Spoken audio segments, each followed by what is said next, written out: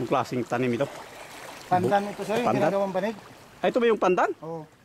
Ito ba yung ginawang pangsalo ng pagkain? Iba rin, pandan China naman yun. Yung walang tinik. Yung mabango. Yung mabango. Oo. Ito kasi may tinik.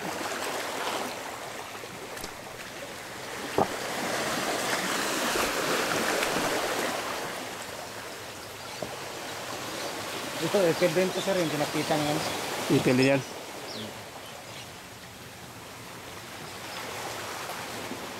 Ganyan pala ang ipil, parang langka ang dahon na bansot. Mga palmira ay nag-thread dito.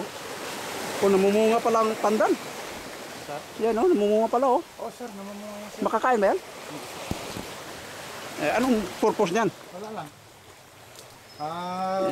Hindi mapakain sa mga hayop? Hindi sir, hindi kinakain ng hayop yan. Baka poison yan. O baka medicinal yan. Ewan ko lang sir.